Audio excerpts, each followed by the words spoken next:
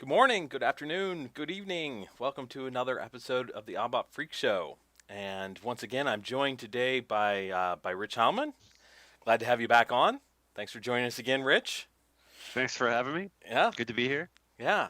We're gonna have a little bit of a sequel episode, I guess you would say.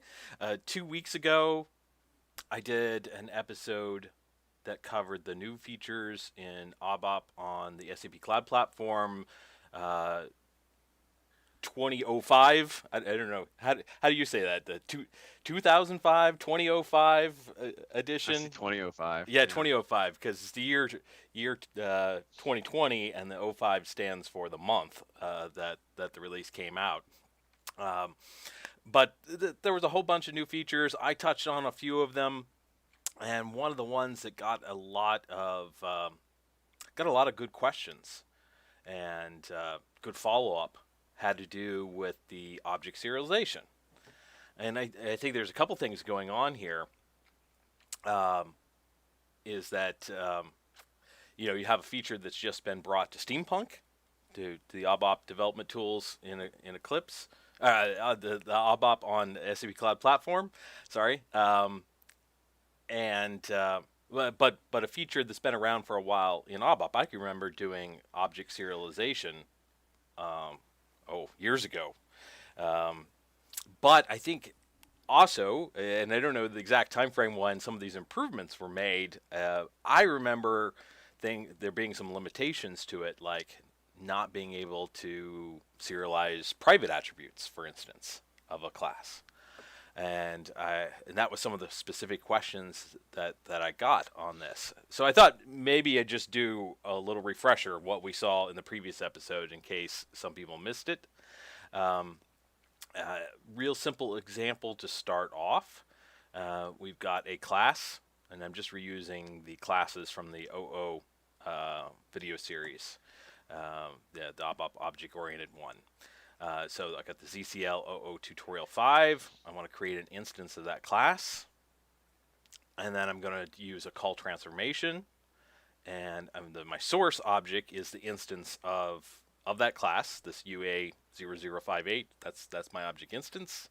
It's going to serialize it to XML, and in this case, you're going to put it into an X string. Then I'm actually going to clear the object instance, so that gets rid of the original object instance, destroys it. It'll be garbage collected. We'll see that in the debugger here in a second. And then we restore from the X string representation, the XML representation object, we restore that back into a new object.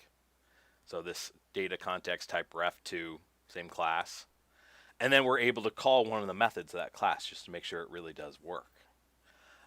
So let's take a look at this in the debugger, because I think that's where things get pretty interesting. Let me set one more breakpoint here.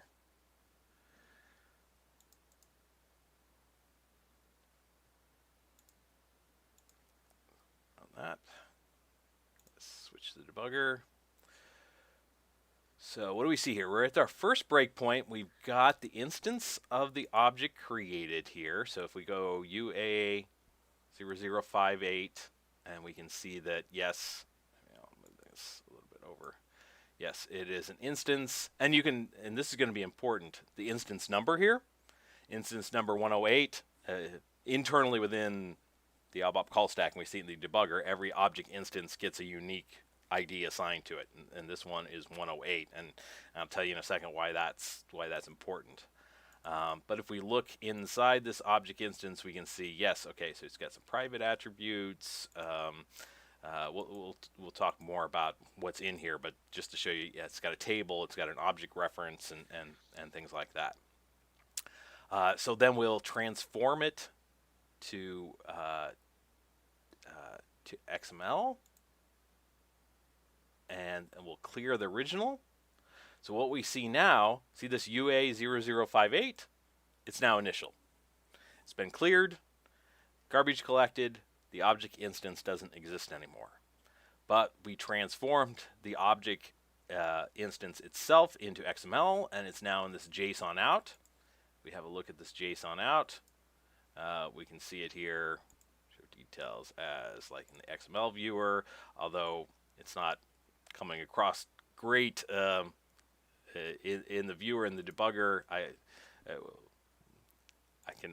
can make a change here in a second, and we can see in the original demo video it displayed better. It seems like the display is being thrown off by the fact that I now have a nested table in here, but it is transformed it properly to XML. And what we can see if we now step ahead, see this context 2, it's initial. If we go through the next step and we restore it back, then what we're going to see now is context 2 now has an instance of ZCL00 tutorial 5. Notice the instance number is different. It recreated the object and restored the data from the serialized version back into the new instance of the object. Restored all the data back as well, but we'll talk more about that in a second. So from a high level, that kind of recaps what we saw in the original demo, just to get everybody back to the same baseline. Any questions so far? Everybody on the same page? Rich, any thoughts? That's basically the demo that I did before. So just to be clear, we're not using any new feature here. This has been here for a while. The ability to do this. Steampunk on the cloud didn't allow this until recently. Okay. So the new feature here is the fact that we can do this in Steampunk. But you're right that this is the actual call transformation on an ABAP object instance isn't new to ABAP in general. Okay. Now, what is interesting here, though, that I think is relatively new. I don't know exactly where it came in. I don't do ABAP on a daily basis, but over the last couple of years, I've been doing HANA and stuff like that. I come back to it and from time to time. But what I find kind of interesting here is I remember you used to not be able to see or restore private attributes, like I said. And that was one of the first things I got a question on, and I wanted to test was if I come over here to my class. And the other thing I want to point out, you do need to have this interface on the class that you want to serialize, right? So this interface basically says that this object is serializable, IF serializable object. And otherwise, the call transformation, you won't. You'll get the object instance, and you won't get any of the attributes saved in the serialized version of the object. So that is an important piece of the puzzle. But the other thing was private attributes. So right away, I moved some of my attributes in this class to the private section. I even took an inner object reference. And this was the other thing that I wasn't sure if it's always been able to do. But I've got this inner object reference as a type ref to a different class, ZCL00 tutorial 3. And all I had to do is go over here to this tutorial 3, and I added the if serializable object to it as well. And now it's a private attribute. But if we go back and we run that in the debugger again, let's get to that point.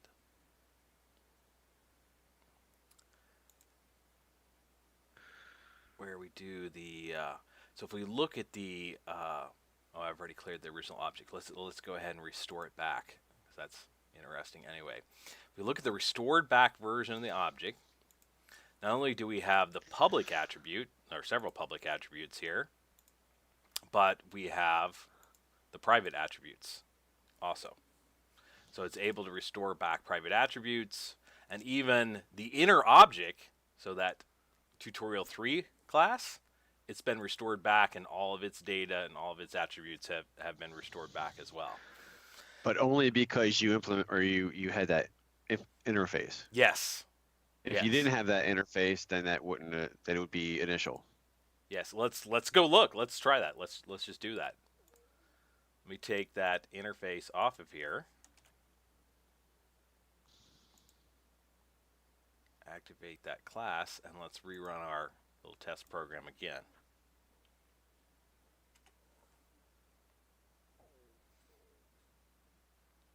So it's there in the original object as this data, just to prove. Yep, okay. Now let's go on to, let's restore it. Now we look at context 2, object 3 initial. So if you don't have that IF serializable object on any of the inner object in your class, it won't be able to restore them. They'll just be set back to initial. Yeah. I wonder if there's any limitations on the number of levels deep you can go. I don't know. I didn't try going another level. I don't see why there would be. One thing that I did try, and that takes us right into the next question that I got, was can it handle deeply nested tables? So if we look at this, my public attribute, actually, real quick, let's just put that interface back. Mm-hmm. But if we look at this nested attribute, so its type, let's just go have a look at it. Its type standard table of example type, and example type, fairly flat structure here up until the last one, flight, type standard table of flight nested, and flight nested is actually, it has a booking table inside of it, standard table of booking. So it's three levels deep, this internal table. But if we run this one now, let's go ahead and have a look at that one in the debugger. Oh, did that not?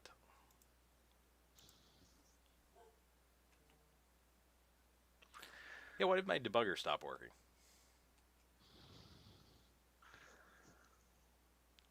You tell me what I'm doing wrong? You're live streaming. Yeah, I know, but it happened to me the other day when I wasn't live streaming. For some reason, my debugger just the debugger just stops working. Yeah. Well, and the only way I know to get it to start again is to restart close, the Eclipse. Yeah. Yeah. All right. Well, everybody knows it's a live stream now, don't they?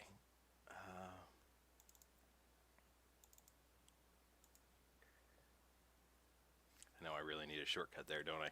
While we're restarting, let me have a look at the chat real quick and see if we've got some follow-up questions. We have something from Uwe. How would you ID display the XML with the nested object? Oh, okay, that's a good one. I'll show you that in a second. Can we restore the data only into the same class, or possible to restore into a slightly different class definition? Oh, slightly different. Like casting it. Well, I could you cast it? That's interesting. I don't have that prepared. I'm trying to think if I've even got some classes that are close enough. I don't think I have prepared any classes with a super class or an abstract. Maybe I do. I'll have to look at that real quick. Let's see if I've got a class. That'd be interesting. But one thing I know that you can do. All right. So we'll try some of that out here in a second. But now that I've got the debugger working again, hopefully, let's go ahead and yes.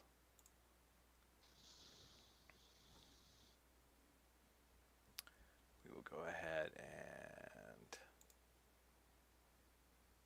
I just wanted to show you that deeply nested structure.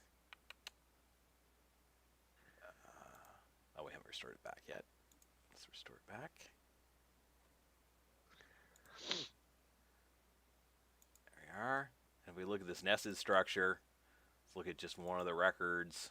And you see it's got the flight table inside of it. Flight table has 2 records. Inside the first record, we've got the booking table. The booking table's got a bunch of records. So it very, very nicely restores all the levels of depth there. So that that's no issue at all.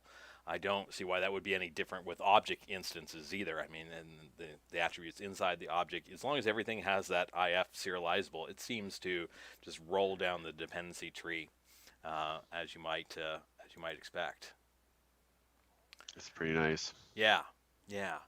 So we'll come back to Uwe's question here in a second. That there was another one. What does that look like in the XML with the nested structures? Well, I've got this open. Let's just go ahead and look at that, because I have prepared.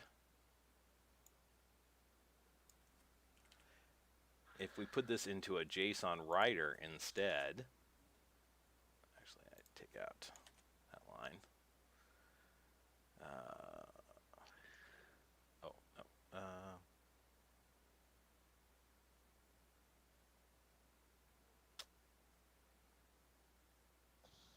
Yeah, I don't even need to restore it back for this to work. What I want to do is I want to show you what that looks like in the XML. So what we're going to do here is we're just going to skip some steps, but we're going to transform it to XML, and then I'm going to output that XML so you can see what it looks like. And I'm actually going to convert the XML to JSON, because I find that JSON is a little easier to read than XML is to read, and it's a more compact, clean format.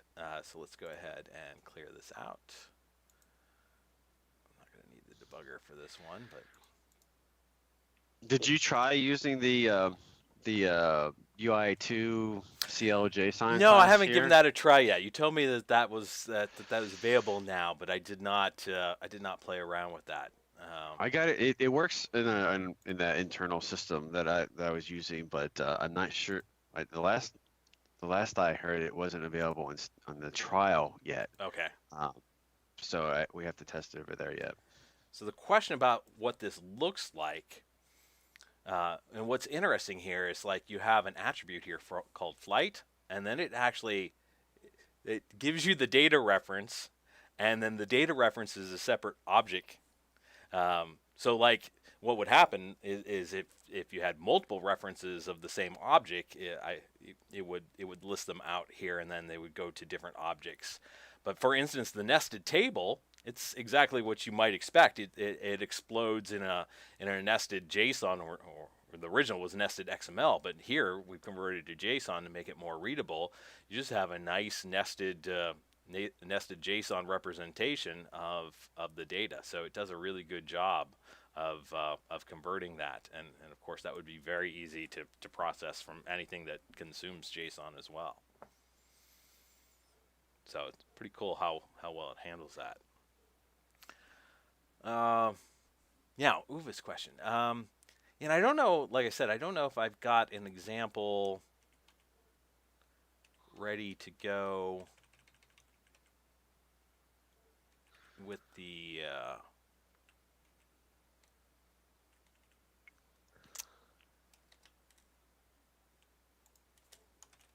one second here.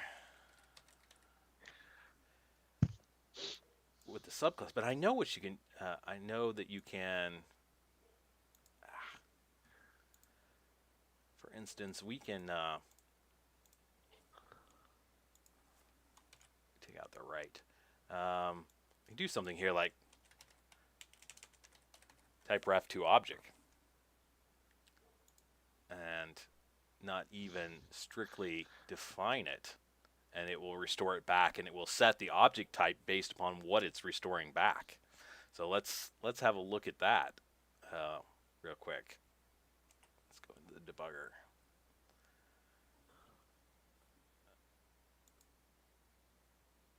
So this context2, which was just declared as a type ref to object, when it restored it back,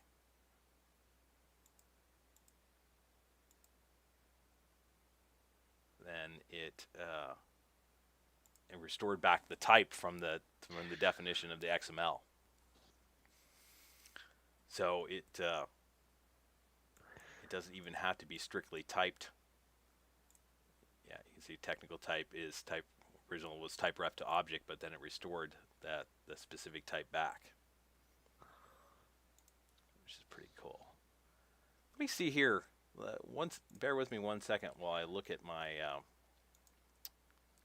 see if I have an abstract class. I think I do.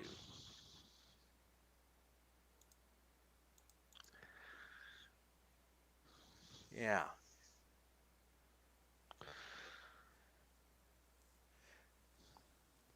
But I could take a more specific class instance and then restore it back into the. But the thing is, it's going to take the specific object instance. It's always going to cast back to the specific object. So I'm not sure if that's exactly what Uwe was asking for there. But I mean, for instance, I have these subclasses. I'm just trying to see here if I've got a.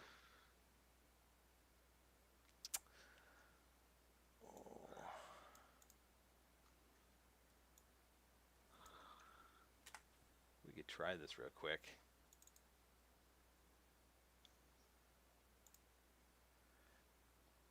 So what I have, let me change this real quick. I'm like doing this on the fly, right?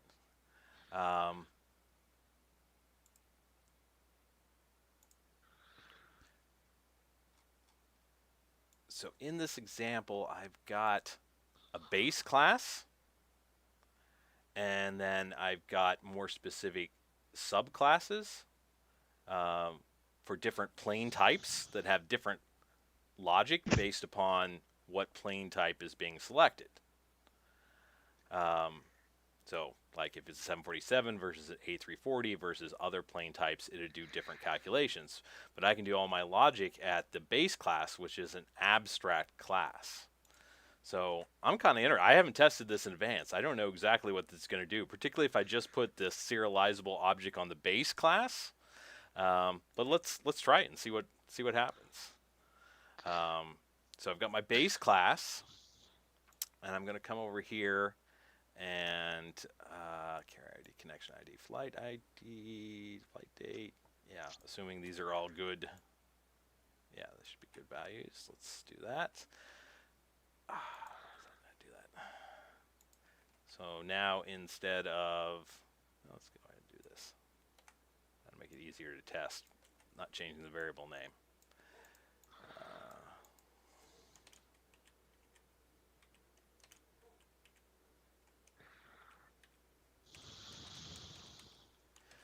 So we're going to go with this base object now. We're going to create an instance of it, but the actual object instance will be of the subclasses. But I think what it's going to do is when it restores back, it's going to restore back into the more specific type. Even if I come here and I say type ref to ZCL tutorial 6 base. See what that does. What do you think is going to happen, Rich? I think you're going to dump. You think it's going to dump? I think it's going to cast. I think it's going to automatically, just like we did the generic type ref to object, we went with the generic base. Then when it restores back, it will restore the more specific type. But let's find out. Let's cross your fingers. Yeah. Into the debugger we go. We've stopped here right on the call transformation, so we see our UA0058 is actually, so it shows class type ZCL00 tutorial other. So it didn't create it didn't get a type of base, it got a type of other based upon the data that we passed in. So that's the more specific class type. Let's see, yeah, other. But it was a type ref to base was the technical type, but when it instantiated it instantiated as the more specific subclass. Now, when we serialize this and restore it back, we have restored it back into context 2. Context 2 is ZCLOO tutorial other. And the same way as the original, the technical type, because we declared it, is a base, but it restored back the more specific object type. So it takes it respects the object, the specific object type in the value that it serializes, not the technical type that it is declared as, and that's what it restores back specifically. So that's good. I mean that's what I would hope it would do. That gives you the most consistency. Yeah. Neat. Yeah. Another good question that I got was, is the constructor called when you restore it back? And that's a quick one to test. I just set a breakpoint in the constructor, and of course it's called when you create the object's instance. It is not called when you do the call transformation to restore it back. It is doing a straight restore of the variables, even the private attributes, to the state that they were, and it does not call the constructor or fire any of the initial logic that would be in the constructor. So it is a restoration without reinitialization of the object. So it's interesting because behind the scenes it's obviously recreating the object. We get a different object instance, but it must do it in a very special way that it creates like a blank object instance without firing the constructor, and then just maps the values back into it. Yeah.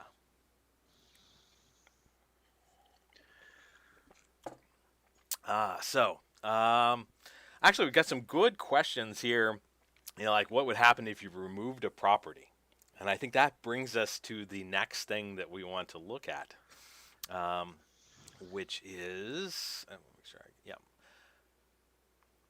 this is pretty straightforward right now that we are doing this all within one session, right? I create the object, of course I destroy the object, but then I restore it right back. Where this gets really powerful, and this is one of the suggestions, one of the things people first said was, well, you could live outside your session. The object instance could now live outside the session. So what I did was I created a database table. Let's go ahead and look at this. This is not exciting at all. Define table, zObject XML. It's got a ID, right? And it's got xstring, right? To store the XML representation of the object. That is exciting. Yeah. Really exciting, isn't it, huh? Let's look at this. I have prepared. Let's go adjust our example here. Let me go here. So now what we want to do is after we change it into an X string, we want to come here and do modify the object XML from, and I'm going to have to declare data.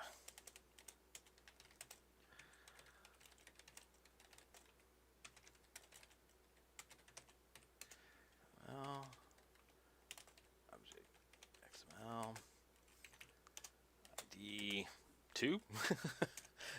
I'm not getting real sophisticated here with coming up with my keys. I'm hard coding them. Obviously, you could do something better, like put a timestamp or GUID or something like that in there if you were really doing this for real. I'm going to keep it simple for now.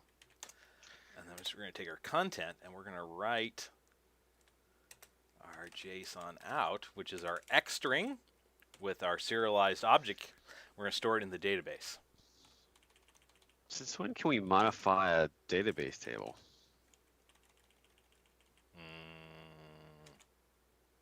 Wow. I get that right? Yep.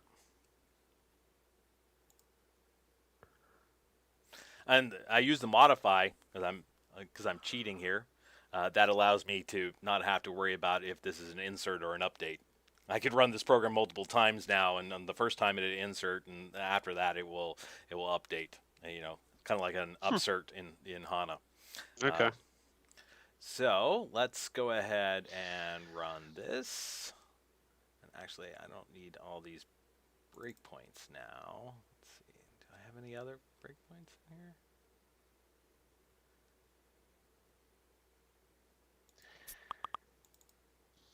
Yeah, let's go ahead and run this. And if we go look at our table, where'd my table go? The data preview. We've got 2 records in here. This is the one that I just wrote. But here's the, not very readable here as an X string in the data preview, because you're seeing the, attempting to display the binary representation, but it is restorable there. This is one that I used to test the other day. This is the one that I just wrote in there. And just to prove to you that this works, go to a completely different program. So, we took our object instances, one from yesterday, one that I just did now, and we can come here to another program, and we'll just read them from the database, and I don't need that select. We're going to read them from the database, and then we're going to restore them back into an object instance, and then call a method of that object instance. So let me clear this out, and let's go ahead and run. Let's run the let's run the one we just did. Right. And let's restore that. All right, let's run that. All right, did that not?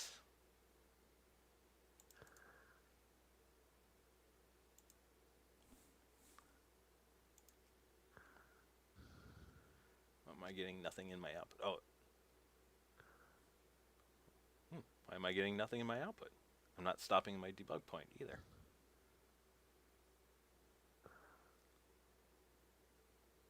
What did I do wrong?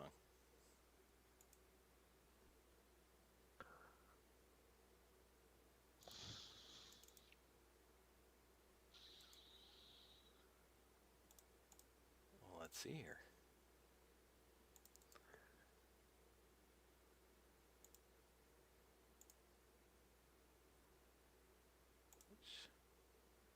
I wonder if it's blowing up on the...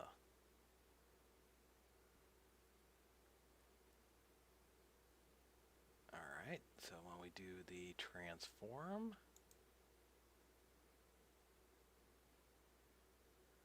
is it blowing up on the transform? I'm not getting a short dump, but it does not seem to like that. Interesting. Did I leave that?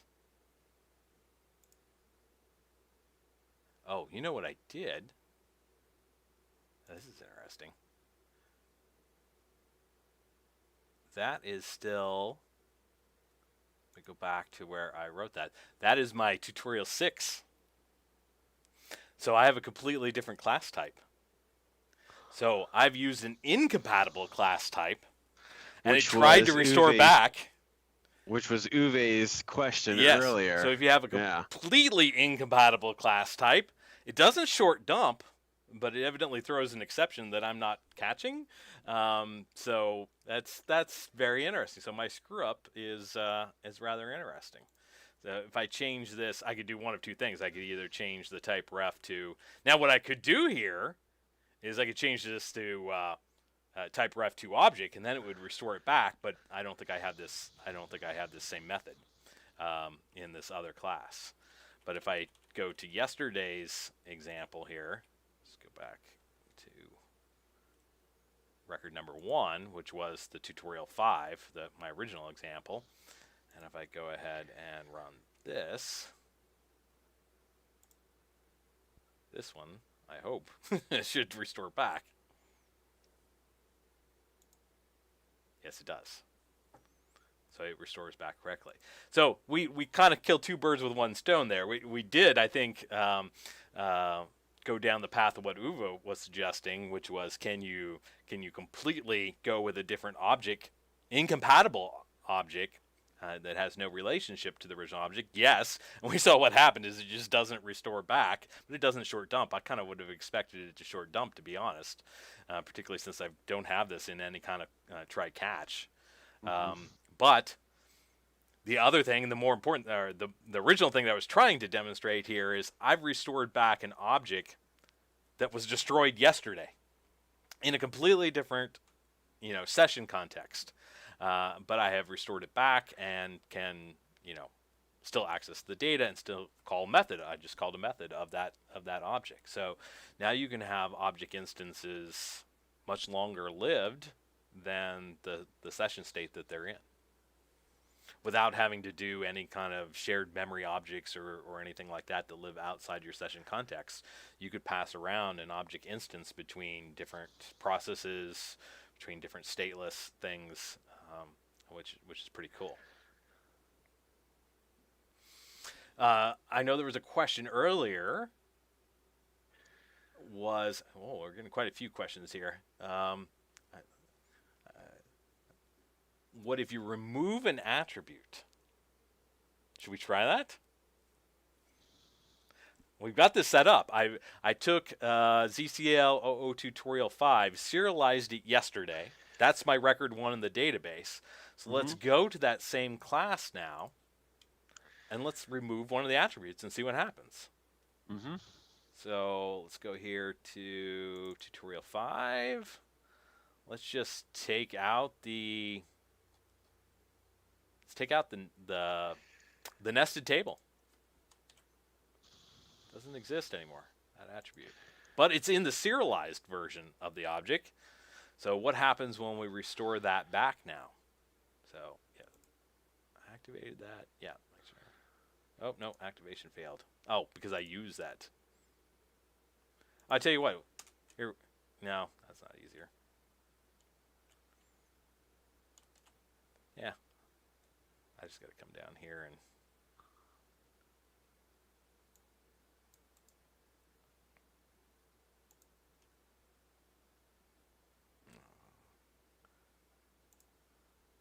there we are. All right. So I've removed that attribute. Let's restore yesterday's object instance. This object 1 that I stored yesterday, it has that attribute in it. And let's see what happens. I don't know what's going to happen. You're on the steampunk trial, right? Yes. Yes, Yeah, I am. you could probably, let's see if we can bring that baby down. Hopefully not. Hopefully not. It shouldn't bring anything down, right? Right, Worst case I'm just scenario, so I'm just kidding. here's our XML representation. Yes, we have the deep nested table in there. And cross your fingers, hold your breath. Restores back, didn't dump. If we look at the object, yeah, just doesn't have that particular attribute in it. So it just ignores the fact that the original object had that extra attribute and doesn't restore it back. Very nice. What if you added an attribute? That's what I was just going to go do next. So let's go back here. Well, we can leave that one out. Let's just something simple here. We'll just add another private attribute.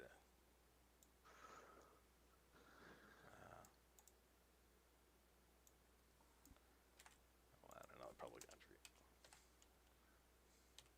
Nothing special. So there's an attribute. I would hope and I would expect it's just going to have its initial value. But let's test it real quick. Oh, I'm getting so many windows open, aren't I? Let's clear this so it's not confusing.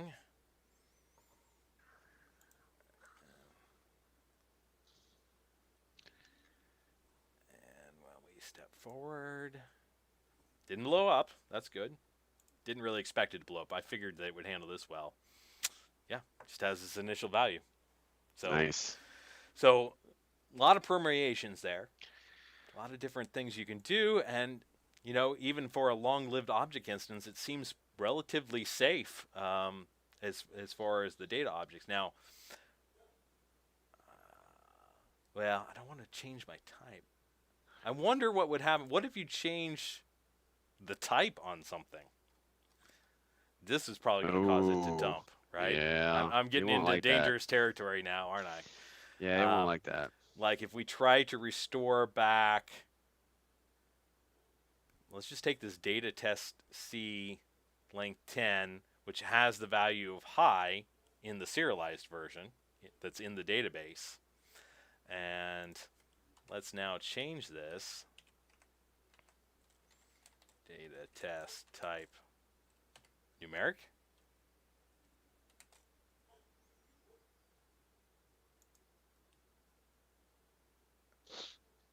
So if it's super smart, then it's going to see that the data types are incompatible and just not restore it back. But I have a feeling that's asking too much, and that it will try to restore that character value of high into this numeric field and dump. Yep. But once again, let's find out.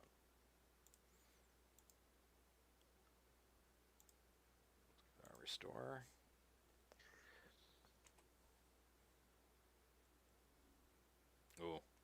Oh, it's running a long time.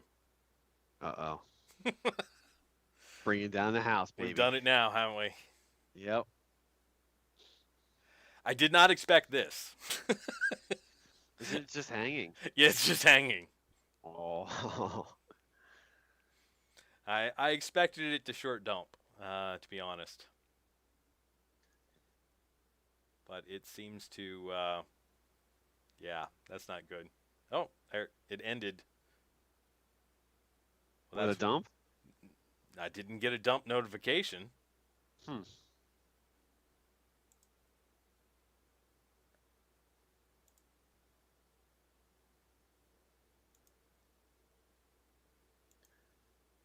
Oh, there, it did. It didn't pop up a dump notification, but it did dump. It took it a little while. High cannot be interpreted as a number. Mm-hmm. That's largely what I expected it to do. So it does try to restore the values back even if the types have changed incompatibly. So that would be one thing to be careful of if you were using this extensively. But yeah, that's to be expected. I don't know why it took so long to dump though, but yeah. All right, let me fix that real quick before we move on, because there's one last thing. And then we should probably take a look at the chat real quick. We're almost out of time, though. So much good discussion here, and maybe you could scan it real quick, Rich, while I set up this last demo, and let me know. Oh, you've been answering in the chat. Okay, that's good. Yeah, we've been talking about steampunk and okay. And what it is and the code name, internal code name and whatnot. I don't want to miss anything from the chat, but at the same time, it is rather hard to run the live demo and chat and talk at the same time. So you let me know if there's something missing there that I need to have a look at. I want to take this example. The last thing I want to do, and this is where I think it gets pretty interesting. I've already written my object instance into the database, right? Now I want to create an HTTP service, a REST service. And I've prepared this in advance as well, but there's not a whole lot to it. Let's just look at the handler class. And what I want to do is when I call this HTTP service, I want to go fetch an object instance from the database, which is what I'm doing here. I'm just going to say, well, first of all, is it a get method? And if it's a get method, then I'm going to take the key value as a form field so I can pass it into my REST service so I can say which object instance that I want. I'm going to check and make sure that I've got a good key value. I'm going to read a record from my little serialized object table. Now this is kind of interesting. I hit this the other day. Well, first of all, let me back up here. This is maybe just interesting about HTTP services. So I've got an HTTP service. I get the request and I get the response object passed in. That's pretty standard in the service extension handler. I want to case on the request get method, right? Because I want to have different logic if it's a get or if it's a put or whatever the action, the HTTP verb is. The get method, if we look at this, where's my? Oh, I want to look at my signature. The get method returns type string. Okay. But the constants for this IF web HTTP client has a bunch of constants for the different methods.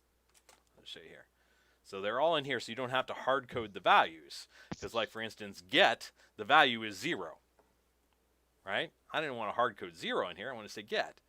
But the types here are not strings.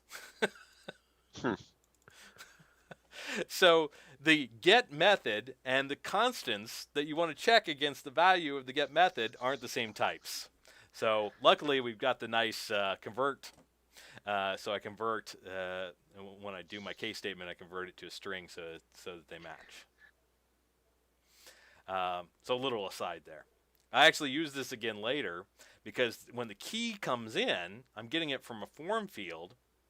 Well, the key then is a string, but my key in my database, if you remember right, I made it a numeric character. So I got the same sort of conflict, but luckily you can do a convert even in an aware condition in OpenSQL now.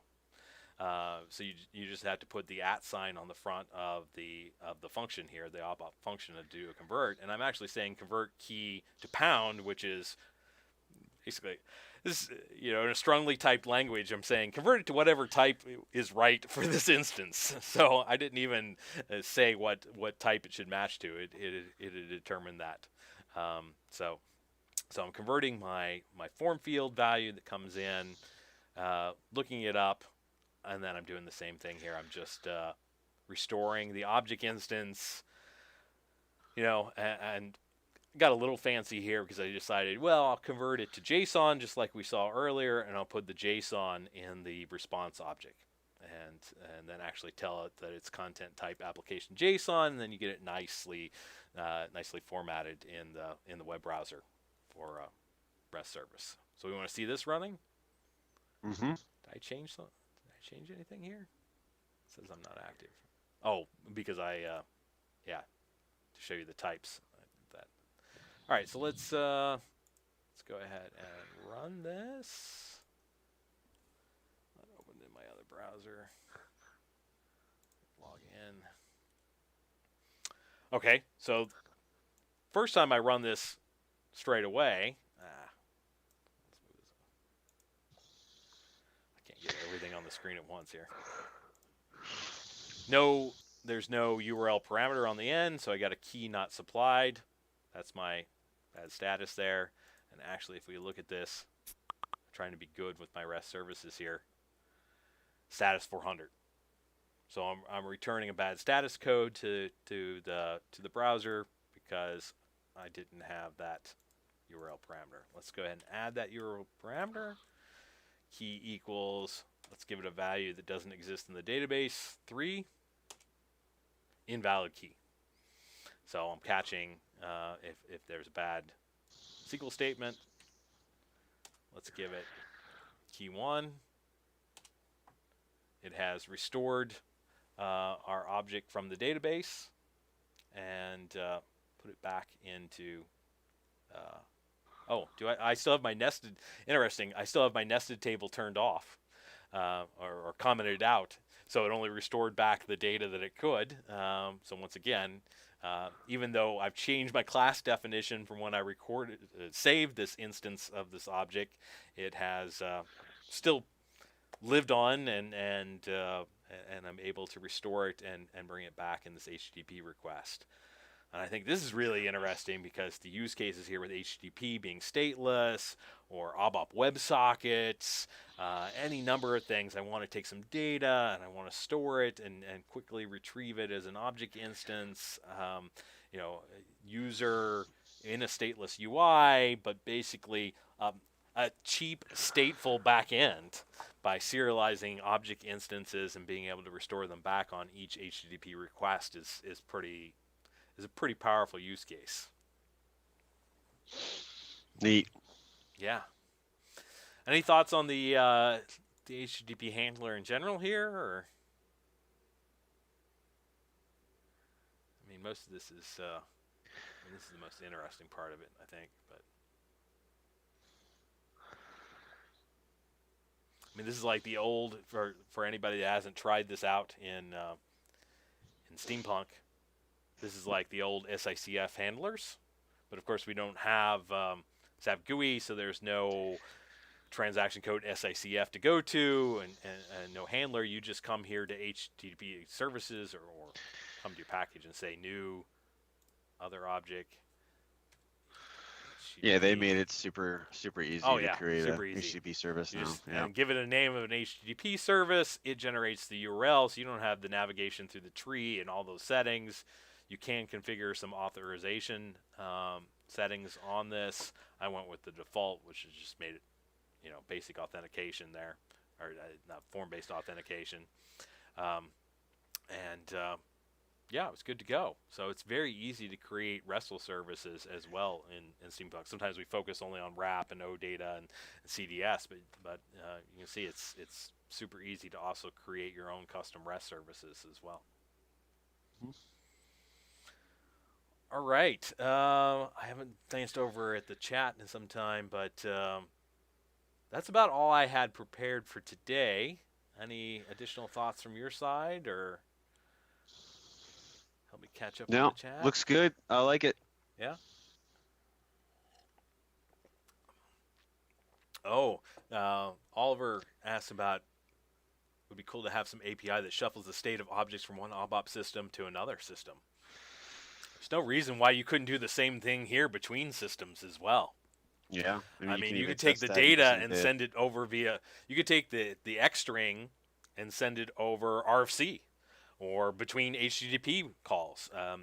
You could, I mean, even this, I could take the ABAP object. I mean, I could send it to Node.js and restore the JSON back. It wouldn't be an ABAP executable. I couldn't call them methods anymore, but I would have access to all the data. So this is a nice interchange format for an object instance. I wouldn't have to turn that object into something else in order to make it my data interface as well. It's a very good point there. Yeah. All right.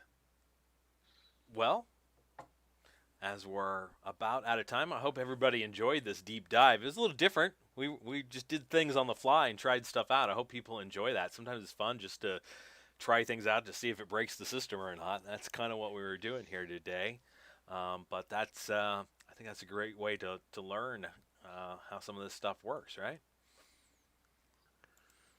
Trial and error. That's how I learn. Yeah. And thanks for joining us again today, Rich. Thanks for helping out in the chat. It really helps to have a second pair of hands and eyes there. Thanks appreciate for letting that. me hang out with you guys. Appreciate it. Yeah.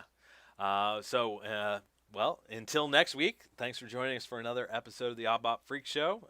And we'll see you again next time. See ya.